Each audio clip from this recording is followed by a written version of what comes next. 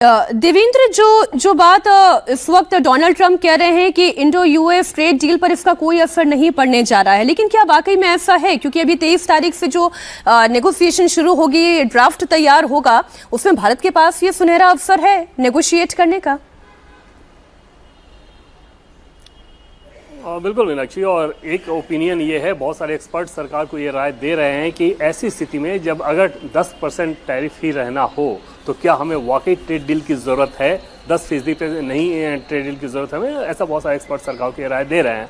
लेकिन उसमें दूसरी समस्या ये है कि अगर सरकार नी जर्क रिएक्शन कर दे, और नहीं पता कि क्योंकि ये 150 दिनों के लिए सिर्फ 10% का जो प्रावधान है, अधिकतम 15% वो सरचार्ज लगा सकते थे, 10% उन्होंने लगाया है, लेकिन नहीं पता कि 150 दिन बाद वो क्या कर देंगे। कल को पता चले कि 150% टैरिफ लगाने लगे, तो उस कंडीशन में सरकार तुरंत से कोई नी जर्क रिएक्शन नहीं देना चाहती, लेकिन एक रीथिंकिंग जरूर है इस बदली हुई परिस्थिति में। आज रात हमारी एक टीम निकल रही है, और मंडे, ट्यूसडे, वेडनेसडे 3 दिनों का वहाँ पे निगोशिएशन होना है। जो हमारे चीफ नेगोशिएटर हैं कॉमर्स मिनिस्ट्री के, जो जॉइंट सेक्रेटरी लेवल के अधिकारी हैं, वो जा रहे हैं वहाँ पे, और 3 दिन का जो निगोशिएशन है, ये निगोशिएशन तो मुख्यतः इस बात पे था कि जो ऐलान कर दिया गया था 25% से 18% टैक्स में कटौती का, उसका इम्प्लीमेंटेशन अभी तक नहीं हो पाया था, और उसके पीछे यूएस की तरफ से हवाला ये दिया जा रहा था कि क्योंकि उसको लीगली बनाना पड़ेगा, तो उस लिहाज से उसमें थोड़ा टाइम लग रहा है। तो उस निगोशिएशन के लिए ऑलरेडी जा रहे हैं, और ऐसे में यूएस में जो नई परिस्थितियां उत्पन्न हुई है, उसको लेकर सरकार के भीतर निश्चित तौर पर बहुत मंथन चल रहा है कि अब हमें आगे क्या करना है। फूंक के कदम रखा जा रहा है, क्योंकि मामला ट्रेड का है, मामला यूएस का है।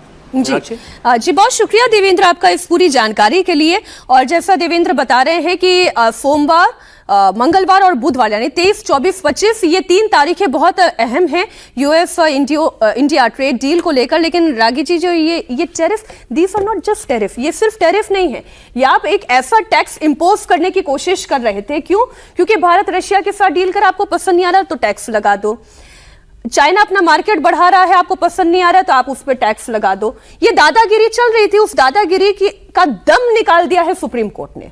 देखिए, सुप्रीम कोर्ट ने जो फैसला दिया है उसके सारांश ये है, उपसंहार ये है कि जो टैरिफ लगाने का जो ट्रंप ने काम किया, वो उनके पास अधिकार नहीं था।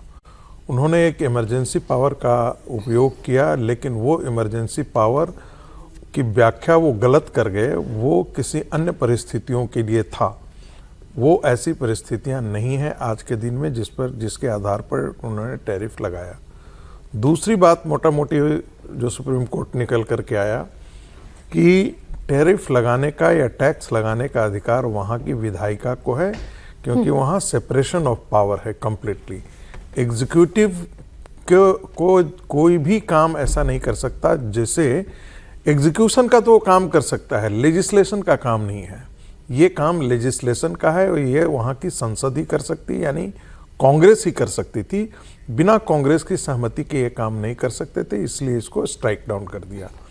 तीसरी बात है कि इसका विरोध करने वाले डेमोक्रेट्स के स्टेट्स थे, 12 स्टेट्स थे जो डेमोक्रेट्स के स्टेट्स थे। लेकिन मज़ेदार बात है, देखिए अमेरिका में हमारे यहाँ तो कहा जाता है ना, जुडिशियरी के अपॉइंटमेंट पे कहा जाता है निष्पक्ष जजों को आप अपॉइंट कीजिए, निष्पक्ष जजों को आप अपॉइंट कीजिए। एक कलेजियम सिस्टम जजों ने अपने लिए चुन लिया है। अमेरिका के अंदर जो अपॉइंटमेंट सिस्टम है उसको हम स्पॉइल सिस्टम कहते हैं। स्पॉइल सिस्टम का मतलब जो पार्टी सत्ता में आती है वो उसी अनुसार से अपने लोगों को की पोजीशन पर डालती है। तो जुडिशरी में भी बहुत सारे ऐसे थे, जैसा कि अभी जिक्र किया गया, कि वो ट्रंप के ही चुने हुए थे, ट्रंप के द्वारा ही अपॉइंट किए गए थे जजेस। लेकिन सवाल यह है कि ऐसी स्थिति में भी यदि उनको करना पड़ा, तो इसका मतलब है कि कहीं ना कहीं अमेरिकन सोसाइटी के अंदर भी ट्रंप के इन नीतियों के खिलाफ एक प्रकार की हवा थी। अब वहाँ के इंडस्ट्री के लोगों ने कहा है कि भाई ये तो ठीक है कि सुप्रीम कोर्ट ने अपना जजमेंट दे दिया है, लेकिन इस जजमेंट का तब तक मायने नहीं रह जाता है जब तक कि हमारे पैसे को लौटा दिया जाए।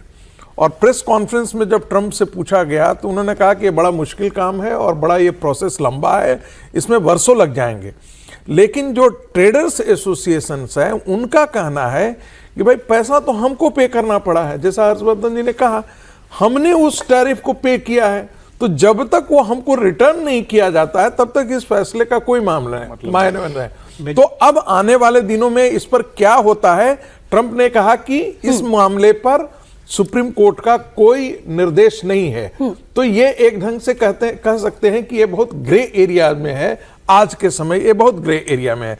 अब रही बात कि भारत और अमेरिका के अंदर जो ट्रेड डील का निगोशिएशन है, मुझे ऐसा लगता है कि 18% पर जो निगोशिएशन की बात चल रही थी, उससे 10% पर तो व्हाइट हाउस कह रहा है कि हम ले आए हैं। हाँ, 10% पर यदि आती है, पहले भी कहा जा रहा इंपोर्ट था को 10% कि यदि हम लोग और थोड़ा सा जी। पेशेंस कर रखते तो वो 10% पर आ जाता है। ये पहले से भी बात चल रही थी।